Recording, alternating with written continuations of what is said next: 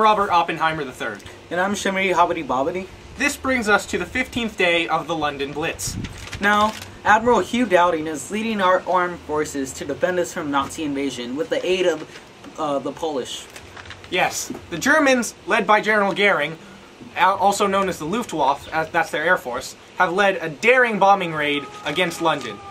Though they've caused much damage, they have not been able to even touch the Parliament building. Now, on the scene with our leading correspondent. Hello, Neville Longhorn here with a civilian named Albert Renneman.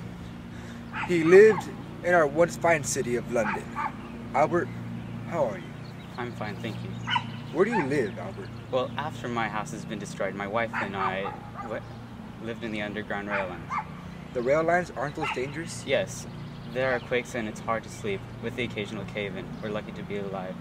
What do you think the government should do for civilians living in London, Albert? I think the government should establish a safe zone for the civilians to live. Thank you for your time, Albert. I'm glad that you're alive. You're welcome, and thank you for having me. Back to you, Robert. Thank you, Neville. That interview was quite informative. Indeed. In other news, the commander of the RAF is here in the studio as we speak for a quick interview. Hello, I'm Cedric, and this is Admiral Hugh Dowding. So, Admiral, how would you say the battle is going? Well, we're doing pretty bad so far. The Germans have shot down most of our pilots. That's terrible. How do you think we can win this? Well, we will win this by Polish support. Their pilots have taken down many Germans so far. Are they that big of a help? Yes, they are. But another thing that is helping us is this new advanced technology called radar. Explain a little more about that. Well, radar, it really is this little screen which shoots out waves throughout the area, and the enemy pilots show up as little red dots on the screen. Do you think this will help us win? Yes, it will help us greatly. Well, thank you for your day, Admiral. Well, the pleasure is all mine, and I'm glad I can update civilians on current events. Farewell. Thank you, Cedric, for the second interview of today. Now, to inform us on the latest technology of radar, we have the leading expert, Cyril Nightingale.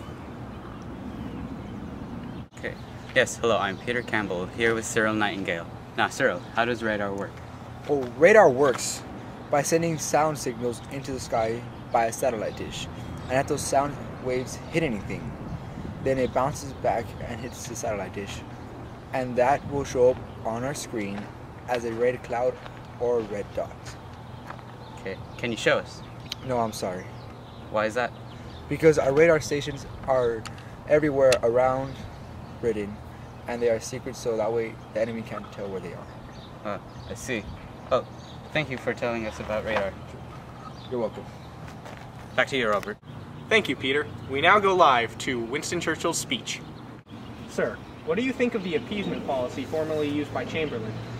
An appeaser is one who feeds a crocodile, hoping to be the last one eaten. Thank you, Prime Minister. Now, do you think the RAF will ever prevail when the Luftwaffe is destroying them? A pessimist sees the difficulty in every opportunity. An optimist sees an opportunity in every difficulty.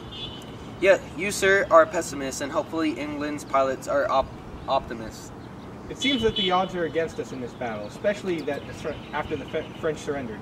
Do you still have faith in our RAF? Hitler knows that he will have to break us in the island or lose the war. If we can stand up to him, all Europe may be free and life of the world may move forward into broad, sunlit uplands.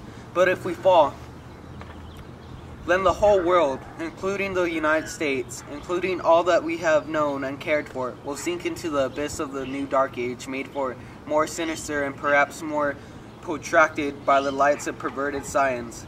Let us therefore brace ourselves to our duties, and so bear ourselves that if the British Empire and its Commonwealth last for 1,000 years, men will still say this was their finest hour.